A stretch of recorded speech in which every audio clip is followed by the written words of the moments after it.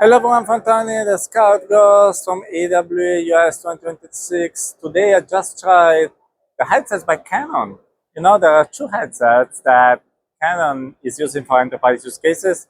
One that is very, very small and the other is very, very expensive. And I tried both with mixed impressions. So let's start from the first one.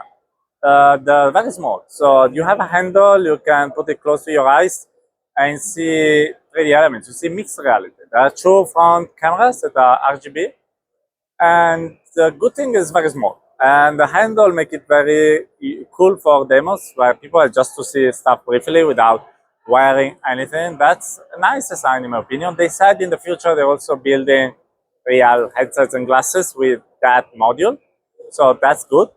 The problem is that the device seems a bit early to me. Also, there is no 6 wave tracking now. They're demoing with some handle with some markers, and I was like, is this 2014? I don't know. And I could see a 3D model to these markers, and the resolution was okay, but every screen is full HD, and the field of view is like 50 something. Yeah, I'm a bit okay. It's a bit strange to be honest. A bit small in everything. I expected a bit more. I like the form factor. I'm a bit less a fan of the specs, to be honest. In 2026 seems a bit too much from the early days. This device. It's connected to computer. It's PC VR anyway. PC MR actually because there is the faster cameras. The other device is the expensive one, which is standard headsets for mixed reality. So it's a bit like the Lynx. You have like a headset like this, open periphery, but you can close it. There are some things to close open periphery.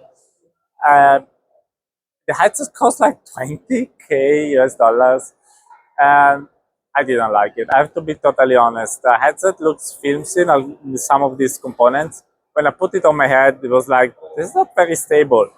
Uh, and okay, it's not heavy.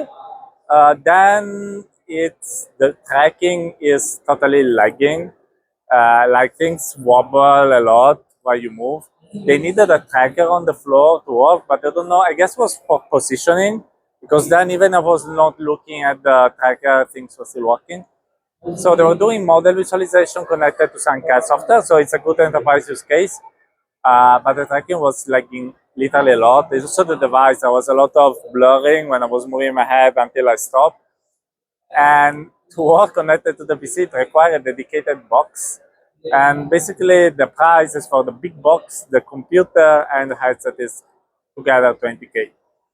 But the performances are much less than what you can obtain with like Quest, with maybe Cloud XR, I don't know. I really don't know how to justify that price. Maybe it's connected to some services that Canon is offering, but my demo of it was a bit underwhelming, to be totally honest with you.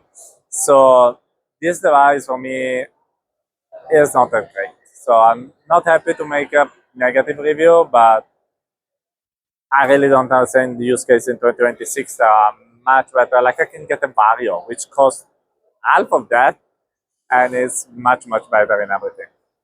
Uh, the other one, at least I appreciate the form factor. That was pretty okay, even if the specs also in that case were a bit limiting. So interesting that Canon is in the field. Interesting that doing enterprise, I guess, mostly in Japan and US probably. But I think they need a bit to refresh their headsets because they look coming from a few years ago. So hope you like this small review. Of course, I had the review for just a few minutes. So I'm happy to change opinion if I try for a longer time. If you have any questions, ask them in the comments below. Glad to provide you videos from the field here from the US.